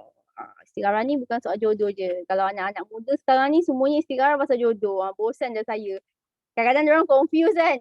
Kadang-kadang orang saya aku confuse lah nak kerja dekat sini ke kat sana. Saya cakap istikharah lah. Istikharah tu bukan jodoh ke? Itulah. Itulah dia kesalahfahaman kan. Semua orang cakap jodoh tu. Okay, kenapa istikharah ni jadi semua jodoh? Saya bukan ustazah. Ustaz-ustaz yang lain boleh betulkan saya juga. Itulah dia. Istikharah ni kan tentang pilihan. Kalau ada telah datang dua calon, nak pilih yang mana satu. Kalau saya pilih diri saya lah. Saya pernah lah juga mengalami datang dua calon serentak. So saya cakap dengan mak saya, tak apalah, saya pilih diri saya malas nak kahwin dulu, nanti je lah. Itu jadi apa-apa juga dalam hidup ni kan, bila datang dua pilihan, mana satu, nak stay ke, nak pilih A ke nak pilih B. So kita buatlah istikharah. Jangan salah faham tentang istikharah. Okay. Kemudian dalam persoalan kedua dia kata a child prayer. Yang ini a child prayer ni adalah adakah Allah mendengar doa anak kecil yang tidak lagi sampai usia baligh? Dia kata dekat sini. So dia katalah dia pernah ustaz cerita dia punya pengalaman yang dia kata anak-anak ini adalah innocent. So hati mereka spotless, tak ada rasa hasad dengki, tak ada rasa iri hati, semua ni tak ada. So mereka juga sinless, tak berdosa. So inilah faktor-faktor yang akhirnya menjadikan doa anak muda ni, doa budak-budak kecil ni, semua ni Allah dengar. Yang lebih Allah dengar. Kenapa? Kerana hati mereka suci. Dekat situ dia katakan. Okay. Jadi question 1 sampai 6 ni adalah persoalan-persoalan yang orang bertanya tentang doa. Okay, so kita boleh dengar lah. Mungkin ada beberapa persoalan di situ menunjukkan apa sebenarnya kita rasa kan. Betul ke? Tapi kita macam tak terfikir nak tanya siapa kan. Takut pula nak tanya. Tapi Ustaz Mizi share dalam buku ni. Dia punya pengalaman lah, soalan-soalan dan pengalaman yang yang orang-orang bertanya kepada dia. Okay. Jadi dalam bahagian 2, part 2 dia ada conclusion. Ada part conclusion muka surat 194. Tadi dia kata, as the first half of this book focus on the meaning and significance of doa in our relationship with Allah. Jadi part pertama kita membincangkan tentang maksud dan juga signifikan doa tu antara hubungan kita dengan Allah. Kemudian another second half focus some frequent asked question that I received over the year concerning doa. Okay, so bertahun-tahun ni orang bertanya dekat Ustaz Mizi punya soalan berkaitan dengan doa. Dia kata, jadi Ustaz Mizi pesan dalam buku ni, dia kata, I hope that this will help to clarify some doubt that you may pertain in this matter. So by any chance that you have still unclear about some issue here, I highly recommend you approach a qualified religious teacher to inquire further. So kalau ada rasa persoalan tentang doa dan sebagainya, carilah guru-guru yang betul. Belajar kan, benda nak belajar ni bukan sampai usia tertentu je, sampai mati pun kita kena belajar juga. Okay. Dalam itulah yang dia habiskan dalam part 2. Itu ayat terakhir je lah. Okay. Dekat sini tadi saya ada tulis the proof that Allah of grace and mercy. Ni kan.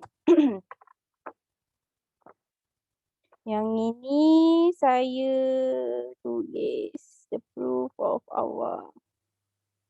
Okay, 191. Muka surat 191. Okay, bukti bahawa Allah itu Maha Pemurah dan Maha Penyayang. Okay. Ustaz Mizi kongsikan beberapa doa, beberapa hadis dalam buku ni yang menunjukkan bukti bahawa Allah itu Maha Pemurah dan Maha Penyayang. Dalam surah ke-21 ayat 87 hingga ke-92. 21 ni surah Maryam kan? Tengok balik, tak hafal. Aduh, apalah nak jadi dengan saya ni. Okay. 21 Tak silap saya surah Maryam, tapi bukan surah Al-Anbiya. Malu je depan semua orang tengok. Okey, dalam 21 ni ayat 87 sampai ayat ke-92. 87 sampai ke-92. Ini diceritakan bahawa dalam ni dia ceritakan bahawa dah ingatlah ketika peristiwa Zun dan Nun, iaitu Nabi Yunus ketika dia dalam keadaan marah, lalu dia menyangkakan bahawa kami tidak akan menyulitkannya. Maka dia berdoa dalam keadaan yang sangat gelap. Tiada Tuhan melainkan engkau, maha suci engkau, sesungguhnya aku termasuk dalam orang-orang yang zalim. Ayat ke-88, kami makbulkan doanya dan kami selamatkan dia daripada kesusahan. Dan demikianlah kami selamatkan orang-orang yang beriman. Ayat ke-89, dan ingatlah ketika kisah Zakaria ketika dia berdoa kepada Tuhannya, wahai Tuhanku, janganlah engkau biarkan aku hidup seorang diri tanpa keturunan dan engkaulah ahli waris yang terbaik. Ayat ke-90 maksudnya, maka kami perkenankan doanya dan kami kurniakan kepadanya Yahya dan kami jadikan isterinya dapat mengandung. Sesungguhnya mereka sentiasa bersegera dalam mengerjakan kebaikan, berdoa kepada kami dengan penuh harapan serta kebimbangan, dan mereka serta orang-orang yang khusyuk kepada kami. Ke surah ayat ke-91, dan ingatlah kisah Maryam yang memelihara kehormatannya, lalu kami tiupkan roh daripada kami ke dalam tubuhnya, kami jadikan dia dan anaknya sebagai tanda kekuasaan Allah bagi seluruh alam.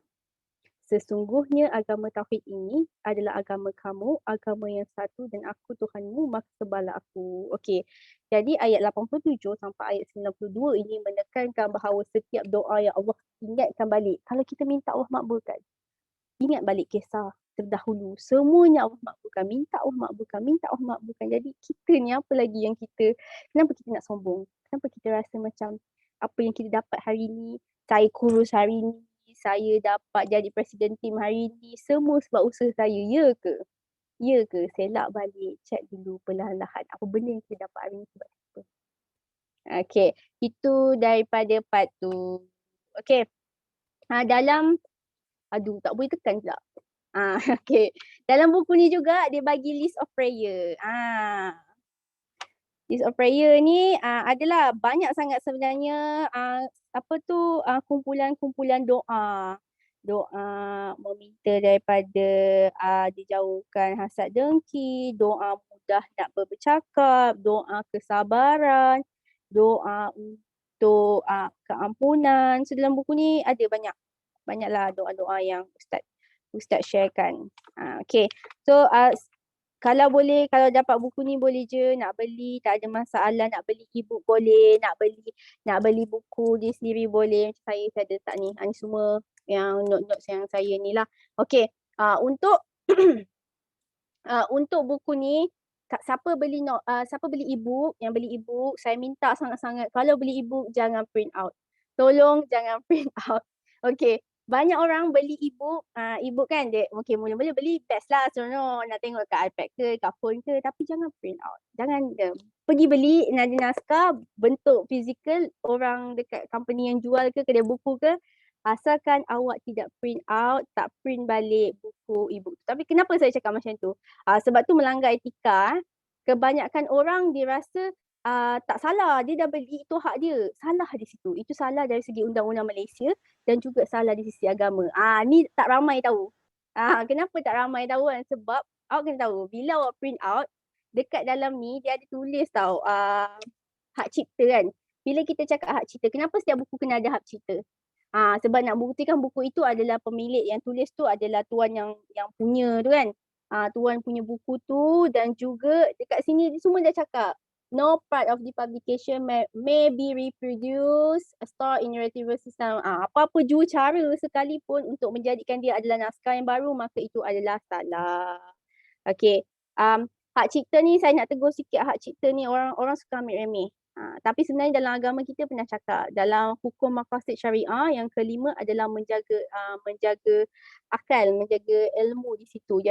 Jadi penulis ni dia menulis, bila kita yang menulis ni dia dah keluarkan idea-idea dia punya originality. Lepas tu kita suka-suka hati je ambil copy paste rasa kita punya. Tapi tu hak dia. Itu hak dia, hak yang dia jaga. Sebab tu wujudnya hak cipta. Bukan saja-saja kita buat hak cipta ni. Okey, buku ni terbitan dia saya ulang lagi sekali daripada Iman Publication. Nak beli dekat Shopee Iman boleh, beli dekat website dia www.imanpublication.com. Tak silap saya boleh pakai saya punya kupon 5% off. Kalau beli kat website 5% off tu kupon dia nama friend. Friend saya tulis. Huruf besar semua. Friend. Code friends. Okay, siapa yang beli kat website boleh masukkan kupon tu nanti boleh guna. Saya tak pakai kupon tu, boleh pakai. Tak ada masalah sampai reach masa je baru kupon tu akan expired. Okay, dekat Iman Publication ada banyak-banyak buku. Buku ni ada 3 set. Buku The Art of Letting God tu, lepas tu mana buku saya? Art of Letting God tu, lepas tu buku Call Upon Him dengan buku You Are Love. Saya tengok ramai yang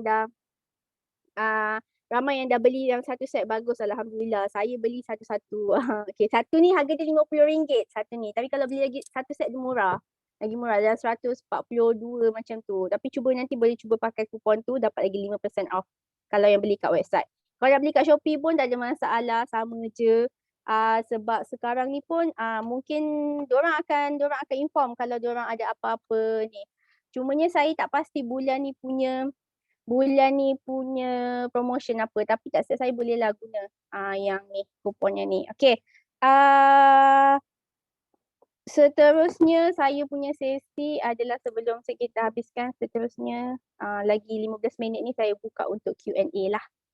Sebab saya rasa saya nak cerita A sampai Z terlalu banyak. Yang ini kena baca sendiri, kena pegang, kena selak, kena faham. Rasa benda tu biar menusuk dalam hati kita. Apa kata, siapa tadi? Bang Fas ke Banjai cakap tadi? Baca rasa menusuk dalam hati. Minggu lepas Bang Fas cakap dengan saya, dia ada 7 buku nak kena baca. Saya cakap dengan dia, saya ada 10 lagi. Itu pun ada lagi, baru sampai pagi tadi. Saya macam Allahu Akbar. Sementara saya tunggu masuk ni pun tadi saya tengah baca buku ni. Islamku sekadar pada IC. Ini adalah antologi orang berdosa. Dia koleksi cerpen. Banyaklah. Buku ni pun dah lama juga tapi sebab saya kemas-kemas mesti terjumpa. Okay. Saya buka untuk Q&A. Mana yang saya boleh jawab, insyaAllah saya cuba jawab. Okay, Alhamdulillah. Thank you Nisa. Ada tak soalan? Apa-apa soalan? Kita buka untuk persoalan. Selain daripada Nisa, orang lain pun boleh tolong jawabkan. So kita buat dua ini. Hala, komunikasi.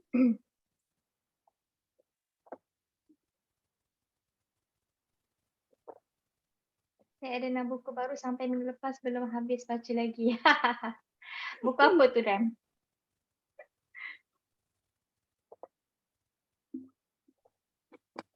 Saya ada buku yang Ustaz bagi.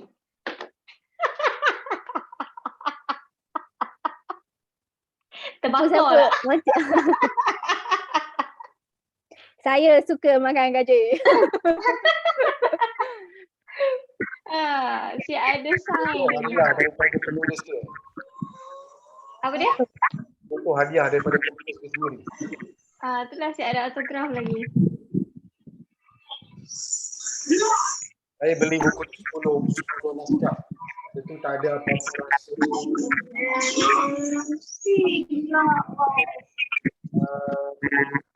Saya beli, dia tanya kenapa beli banyak. Saya kata saya nak bagi hadiah dekat orang.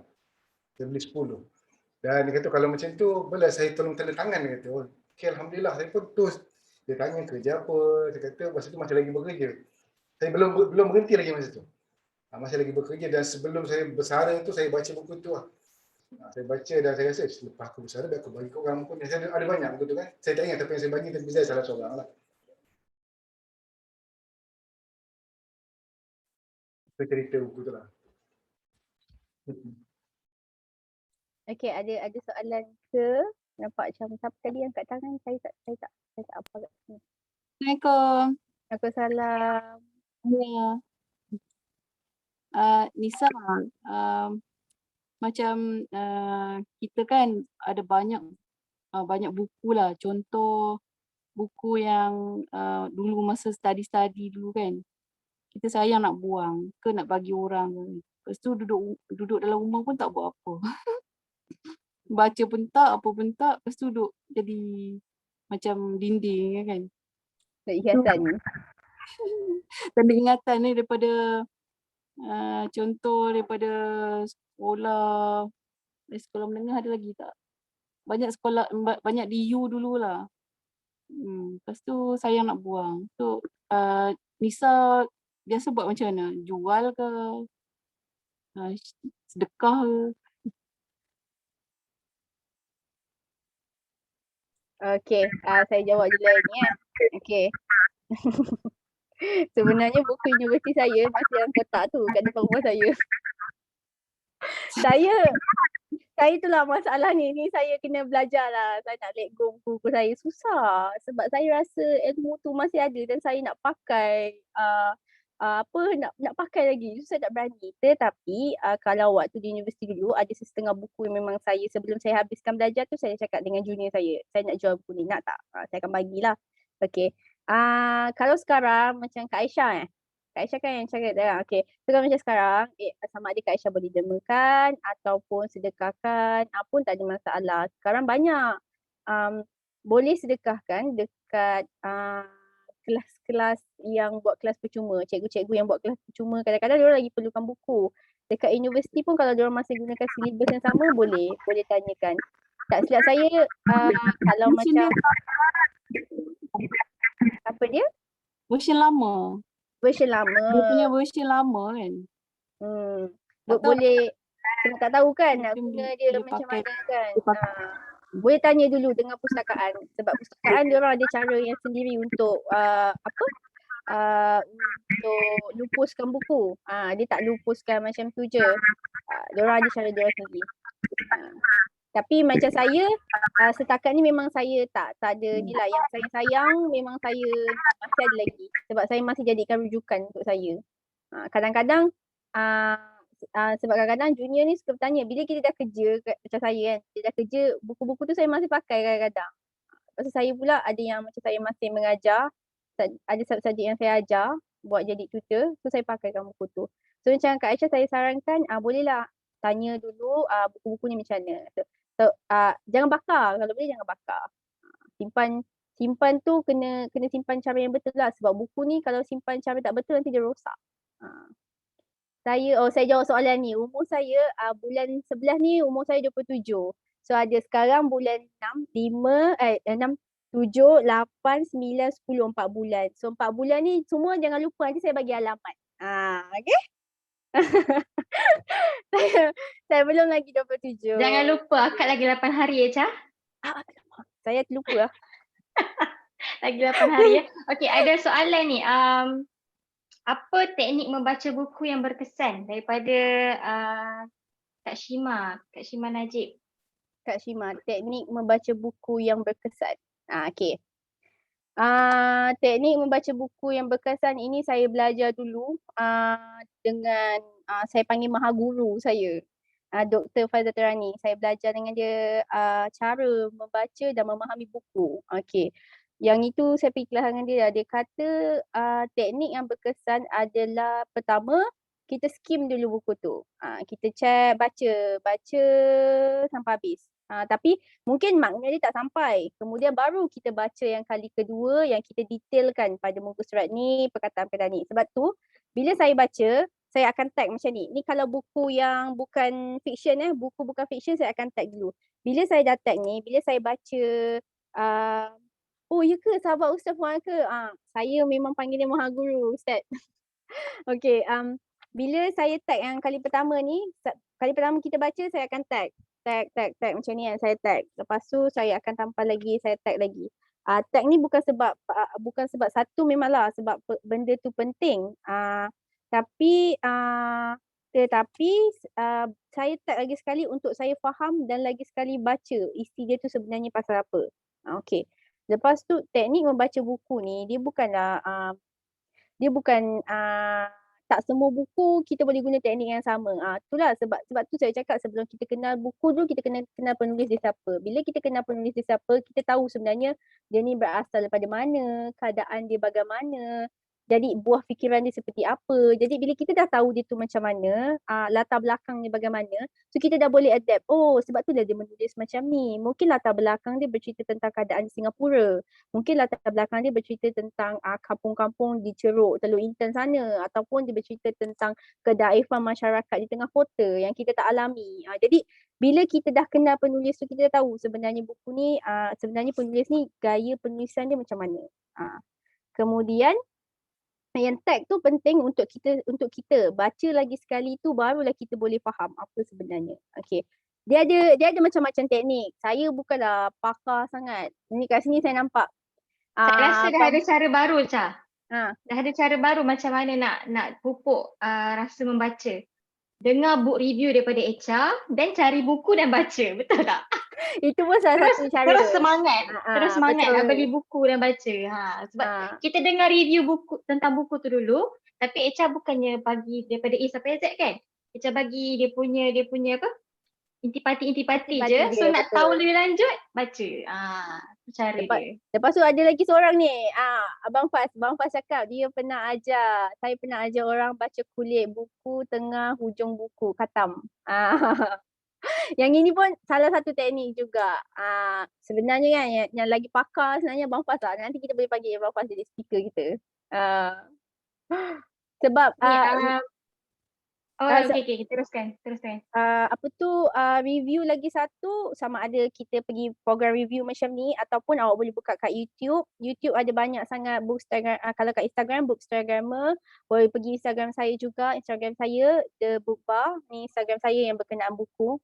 Saya share kat sini. The Book. Terus ramai follower nanti. Dia orang tanya kat saya ni lepas tu boleh tengok kat YouTube. YouTube banyak kawan-kawan saya, Husna, Read, The Hood, semua ramai lah. Diorang memang buat review buku pakai video. Lepas tu session yang macam ni. Kemudian ada juga penerbit yang suka buat space dekat Twitter. Diorang akan bercakap bagaimana mengenali buku apa yang kita boleh baca. Banyak sangat. Selain daripada kita ambil buku dan baca, ada banyak sangat cara-cara lain untuk kita belajar teknik ni. Kalau dekat ni banyak juga, kat TikTok pun banyak juga. Banyaklah video tunjuk cara-cara macam mana nak pilih buku, cara-cara untuk faham kulit buku. So buku ni daripada seni dia adalah daripada kulit muka depan ni sampai ke kulit belakang ni. Ni semua berseni. Terima kasih follow saya. Okey, ada soalan daripada Kak Nurizam. Dia kata, apa yang perlu dititik beratkan dalam kita berdoa? Apa yang perlu kita titik beratkan dalam berdoa? Kira macam step-step berdoa ke macam mana? Apa yang perlu dititik beratkan dalam kita berdoa? Titik beratkan dalam berdoa. SOP dalam berdoa. SOP berdoa. Cara-cara berdoa dengan tepat. Langkah pertama. Macam tu kan. Okey, apa yang perlu dititik beratkan dalam doa? Yang pertama, kalau ikut dalam buku Ustaz Mizi ni lah kan.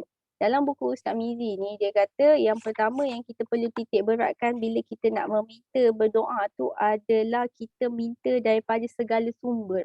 Kita memang minta dengan Tuhan, tapi cara kita minta tu dengan segala sumber. Okay. So bila kita minta tu yang pertama, benda yang kita perlu titik beratkan tadi adalah pertama yang puji-pujian pada Tuhan tadilah. Kita nak minta dengan orang yang kita nak puji, kita nak minta dengan orang yang sepatutnya, so kita kena puji dia lebih sikit. So yang pertama kita perlu titik beratkan apa yang kita nak kita puji dulu. Puji Nabi kita, puji sahabat Nabi, kemudian kita meminta yang boleh kita titik beratkan adalah meminta untuk mak ayah kita dulu. Minta ayah kita dulu, orang keliling kita dulu, semua tu baru kemudian yang akhir kita. Cara saya meminta, ini tips yang saya lepas saya baca buku ni, tips yang saya buat lah. Yang pertama saya minta doa untuk mak ayah saya, lepas tu adik-beradik saya, kaum keluarga saya, lepas tu sahabat-sahabat saya, orang-orang yang mengenali saya, orang-orang yang mendoakan saya, lepas tu baru saya minta doa jodoh, lepas tu baru saya minta doa saya. Baru doa yang berkaitan dengan diri saya. Doa berkaitan dengan diri saya tu yang terakhir sekali. Jadi kalau tanya saya apa yang perlu dititik beratkan adalah minta dengan Tuhan ni puji-pujian dulu. Lepas tu doa orang keliling dulu, lepas tu baru kita. Tu cara yang saya buat lah. So far alhamdulillah lah, doa tu tenang lah rasanya, mudah, Tuhan nampaklah jelas. Itu cara saya lah. Tapi untuk tips ni, tips doa ni boleh tanya lagi. Boleh tanya Ustaz Fuad, boleh tanya Ustaz Azman. Ini saya tak pakar sangat. Saya bukan ustazah. Belajar je kat Universiti Islam. Tapi bukan Universiti Islam Antarabangsa. Disclaimer lagi sekali. Lama-lama semua dah tahu dah pasal saya. Okay. Ni. Apa komen Aisyah tentang audiobook. Audiobook. Okay, audiobook ni ramai boleh dengar. Dekat ada banyak channel juga. YouTube pun ada, dekat spesifik apps dalam Telegram. Bagus je, audiobook ni bagus. Lagi bagus kalau sebelum tidur tu dengar. Sebab bila kita dengar tu dia akan masuk pada minda bawah sedar kita. Bila masuk minda bawah sedar minda bawah sedar ni dia akan lagi masuk ke dalam hati kita, masuk dalam kepala. Esok bangun pagi dia terus ingat. Tak payah baca macam VN Mustaqman. Okay, so audiobook ni okey je, tak ada masalah pun. Kalau rasa macam tak larat sangat nak ni, dengar ni. Saya pun saya tak dengar audiobook. Saya selalu dengar macam VN Ustaz lah. Tapi lepas tu saya akan dengar juga dekat YouTube punya ustaz-ustaz yang selalu bagi ceramah tu. So sedutan-sedutan dia tu ada topik-topik tertentu yang akan dalam suggestion saya tu saya akan dengar macam tu lah sambil buat kerja. So kalau buku saya lagi suka baca berbanding dengar. Tapi kalau benda-benda macam ceramah-ceramah ni ke, orang cakap ke, apa juru nasihat ke, saya akan guna audio. Yang itu supaya lagi masuk dalam kepala saya. Macam tu. Okay. Tapi bagus. Tapi saya tak nafikan audiobook ni bagus. Kena ingat benda yang datang daripada sudut panca indera kita ni semuanya bagus-bagus. Yang kita dengar, yang kita buat, yang kita tulis, yang kita baca, semua itu akan memberi impact pada diri kita untuk menjadi manusia hebat. Okay, harap menjawab soalan tu. Okay, ada lagi? Terima kasih Echa pada jawapan. Okay, kalau Kak Lim, hai Kak Lim.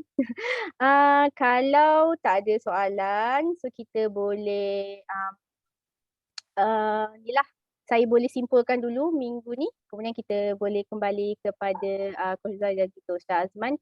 So untuk minggu ni terima kasih banyak sudi datang. Ramai malam ni, lagi ramai pada minggu lepas, Masya Allah. Apa jua yang keluar daripada saya ni adalah saya, bukan manusia lain, bukan semua. Yang baik itu semua pada Allah, tapi yang buruk tu memang pada Allah juga, tapi disandarkan atas kesilapan saya sebagai manusia. Mana yang kita boleh share, mana yang kita boleh kongsi, kita kongsi. Mana yang kita rasa perlu bimbingan yang lebih jelas, kita boleh minta dengan orang yang lebih jelas. Sebab tu dalam buku Ustaz Mizi ni pun sendiri dia dah cakap awal, kalau ada persoalan yang kita rasa masih lagi tak clear, pergi cari, berguru dengan orang yang lagi berilmu. So kita, kalau kita sendiri pun ni nak diet ni pun kena ada support team, kita kena ada coach. Kalau tak ke laut, bayangkan lagi ilmu-ilmu yang lain. Itu juga. Okey, itu sahaja dari saya. Terima kasih semua. Terima kasih sangat-sangat. So, jom kita cakap terima kasih dekat Coach Nisa. Ramai-ramai. Type. Terima kasih.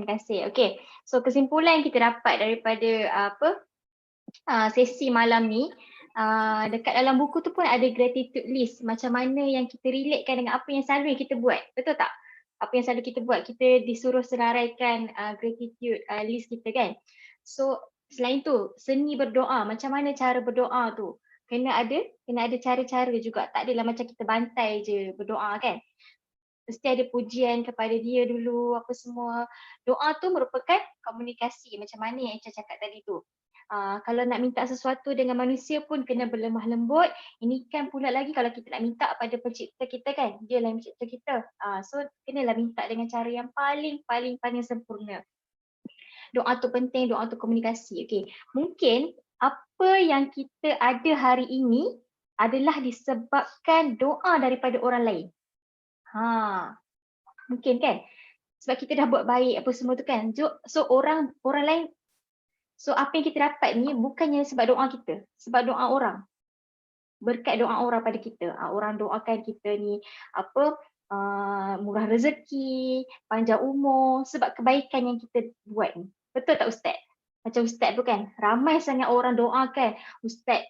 Sebab Ustaz banyak sangat bagi ilmu, banyak sangat bimbing orang. Jadi orang sentiasa doakan semoga murah rezeki, panjang umur, sentiasa sentiasa semoga dimurahkan segala urusan. Okey. Sentiasa mendapat doa lah daripada orang-orang yang Ustaz dah bimbing. Tak kira lah daripada program PKO ke ataupun orang-orang lain. Siapa-siapa dapat sentuhan daripada Ustaz mesti akan rasa macam terima kasih, diorang tolong doa untuk Ustaz. Okey. Jadi buatlah baik sentiasa sebab apa yang kita buat baik tu akan dapat pula balik pada diri kita. Okey. Ustazah Haji ada doa ni Ya Allah, mudahkan segala urusan Coach Nisa, kurniakan abundance of ikhlas, tambahkan ilmu yang bermanfaat, berkati usianya dan terus berkhidmat untuk ummah dan menyebarkan ilmu yang bermanfaat. Amin, amin ya rabbal alamin. Okey, saya paskan pada Ustaz. Terima kasih Ustazah Haji. Ya Allah, ni doa yang paling Allah yang tunggu-tunggu hari ni. Masya Allah. Betul, Ustazah Haji dia punya kata-kata kan memang selalu tersentuh. Memang selalu tersentuh. Kalau pernah jumpa dia depan-depan memang words dia tu mutiara lah. InsyaAllah. Jadi Alhamdulillah, terima kasih Echa, terima kasih Zai dan terima kasih kepada semua yang hadir pada malam ni dan Alhamdulillah malam ni kita open kepada geng ngaji kita yang juga kita punya sideline dan juga saya berbesar hati malam ni coach saya pun ada. Bukan senang antara orang yang lama dalam Herbalife yang bersama dengan kita ni yang kalau dari segi pengalamannya nak bandingkan kita ni tak pernah ada pengalaman tapi beliau melalui banyak pengalaman dalam Herbalife dan kita mungkin kita boleh berkongsi pengalaman dan yang paling saya rasa saya bayangkan visualize yang ke depan ialah one fine day insya-Allah mudah-mudahan satu hari nanti kita akan duduk semeja di meja presiden team dan kita akan bercerita perkara ini. Ingat tak dulu, masa dulu kita pernah masuk kelas book review, masa tu kita baca buku Call Upon Him dan masa tu kita belajar pasal doa. Dan doa tu, hari tu kita berdoa, hari ni Allah dah makbulkan doa kita di meja presiden team. Boleh bayang tak situasi tu? Amin. Ya Rabbal Alamin. Mungkin kita tak faham lagi apa itu meja presiden team. Macam mana rupa meja presiden team tu kan. Bayangkan kalau event tu ada 15,000 orang, kita duduk di meja depan, yang meja tu ada 10 orang je dan atas meja tu ada alo, ada segala tablet yang di atas meja tu, ada air percuma dan semua produk Herbalife atas tu adalah free flow. Kita makan tablet tu macam makan kacang. Kunyahlah, keruk-kerak kan, suka hati je. Ni kita makan kacang yang murah kan. Ini tablet tu ambil kita keruk-kerak. Bayangkan one fine day. Dan bila kita bayangkan macam tu, Allah pernah kurniakan kepada kami lah. Bila kami berjaya pergi ke masa tu World Team School dan dapat qualify VIP. Jadi lepas ni kita kena qualify semua qualification yang ada dalam Herbalife sebab dia macam nak masuk syurga. Syurga tu Allah kurniakan khas untuk orang yang buat sesuatu kan, yang buat yang apa yang Allah suruh. Dan begitu juga kalau Herbalife dia kata engkau buat 5,000, kau pergi event kau akan dapat laluan VIP, tak payah nak berbaris ramai-ramai tu. Terus lepas tu boleh minta shake free flow. Dan pengalaman tu kami lalui macam mana nak minta shake free flow tu. Kami pun perak. Pergi dekat meja tu kita tunjuk. Saya nak shake tu dan shake tu dan shake tu dan shake tu. Okay, mana kita jadi perak tau. Jadi ya Allah, macam ni rupa jadi presiden team kan. Mungkin kadang-kadang benda yang kita nak, yang kita nak sangat-sangat tu, masa kita dapat tu kita tak rasa apa dah. Contoh macam ya Allah aku nak capai supervisor lah, dapat diskaun 50%, dah jadi supervisor dah. Kan? Rupa tu juga kan. Kita punya VP masa kita belum jadi supervisor tu 500. 1,000 VP lepas supervisor tinggal 50. Maknanya itu tanda kita bersyukur ke tak kan? Kan? Maknanya kalau kita dah capai apa yang Allah bagi tu, yang kita minta tu, kita kena upgrade lah. Kan? Kita minta Allah bagi dan segala apa yang Allah bagi pada kita, yang apa yang kita doa tu Allah sedang bagi. Kan? Betul, apa yang kita cakap ni adalah doa. Yes, apa yang kita sebut, apa yang kita rasa, apa yang kita minta, itu adalah doa. Jadi itulah doa yang mungkin kita tak pernah bayangkan, tapi one fine day insya-Allah Allah akan makbulkan. Bayangkan malam ni pun kita dapat kumpul tadi 70 orang lebih kan, dan dalam pukul 10 lebih dah ni daripada pagi tadi kita start event.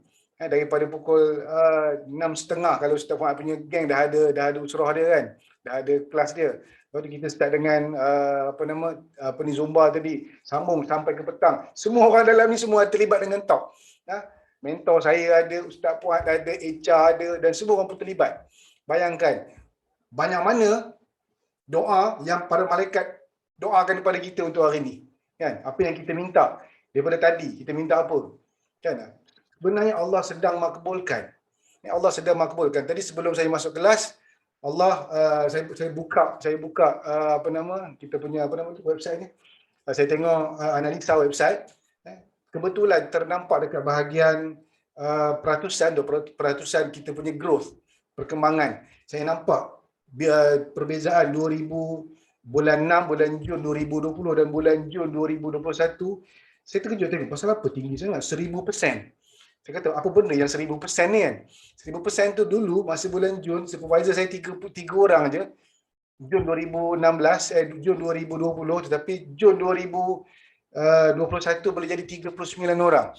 Masya-Allah, alhamdulillah, masya-Allah, tabarakallah. Sebab Allah nak bagi RM1 tu senang. Dan Allah nak bagi RM1 juta tu pun senang. Allah nak bagi kita 1 VP, 10 VP tu senang. Dan Allah nak bagi kita 10,000 VP tu senang. Why not? Kita bersangka baik dan kita minta je dengan Allah, ya Allah, macam mana Ustaz Haji tak ada tangan sekarang ni, ya Allah, aku nak highest VP, aku nak highest energy, aku nak highest coach, aku nak highest leader, aku nak highest rezeki yang masuk dengan mudah dan murah, aku nak gaji beberapa kali, banyak kali dalam sebulan, yang mungkin kita tak pernah minta, tak pernah sebut, tapi this is the time. Bila kita masuk dalam kalian, kita belajar, ya Allah, ada doa macam ni rupanya ya.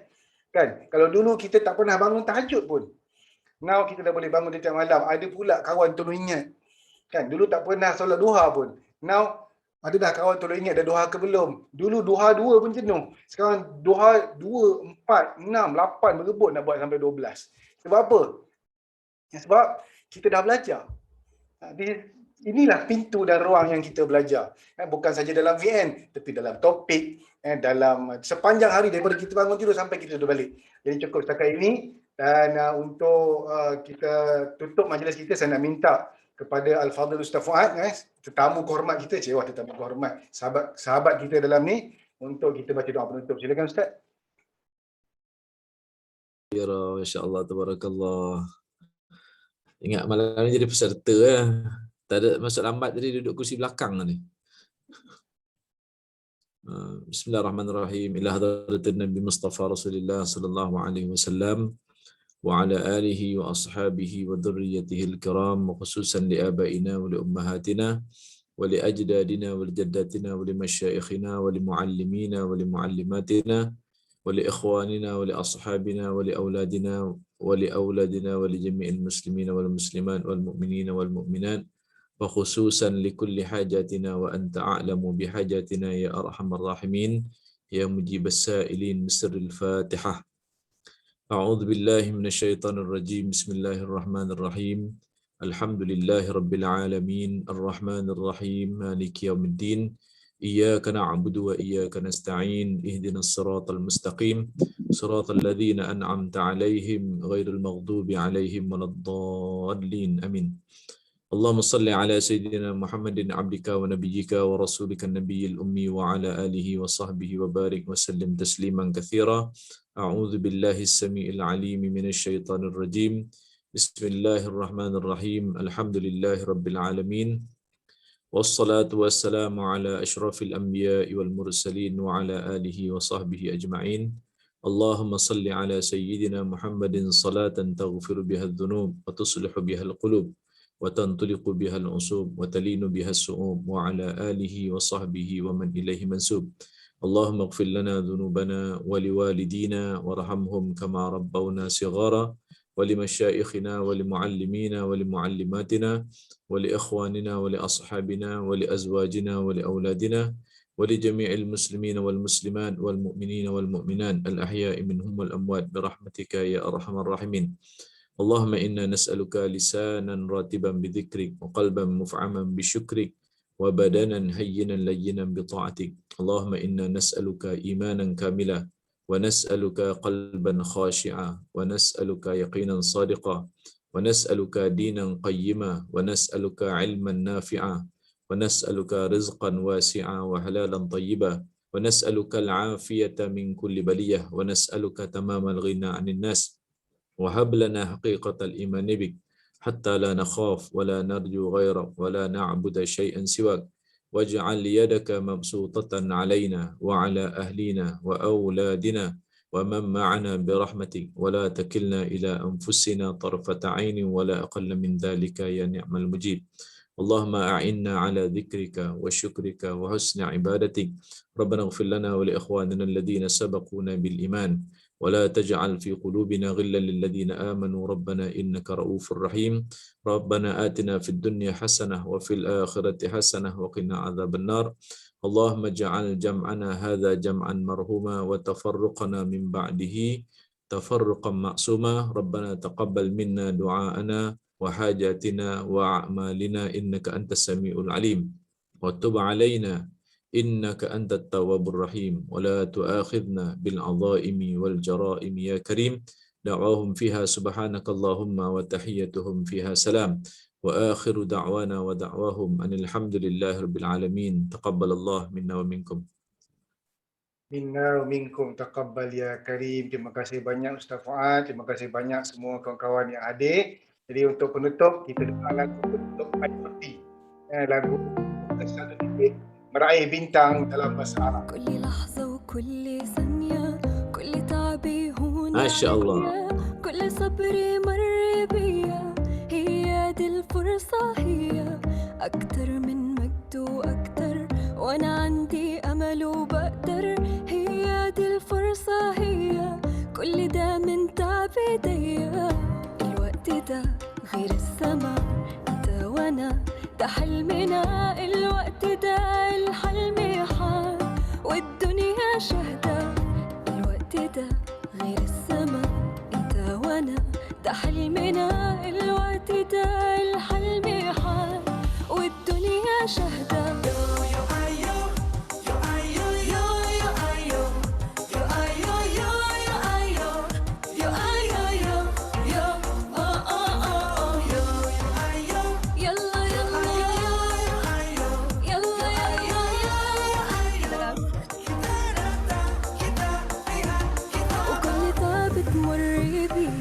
وهي دي الفرصة دي، كل عين تشوف النصر وقلبك يوصل للي ليه، وكل تعب تمر بيه. وهي دي الفرصة دي، كل عين تشوف النصر وقلبك يوصل للي ليه.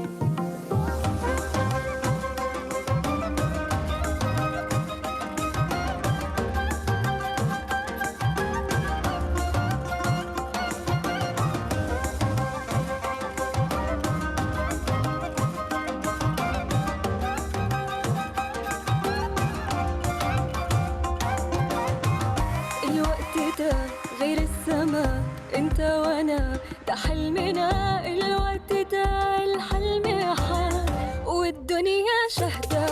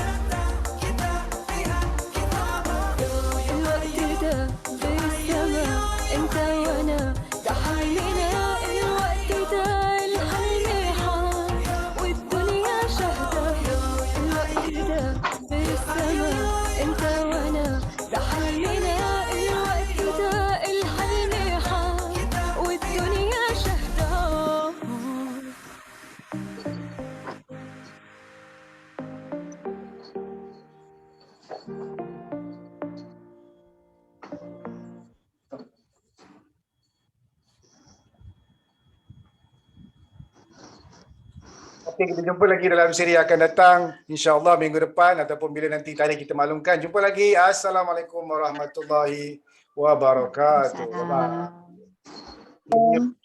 Terima kasih Ustaz. Sama semua. Terima kasih semua. Bye-bye. Terima kasih semua. Assalamualaikum. Terima kasih semua. Terima kasih. Terima kasih.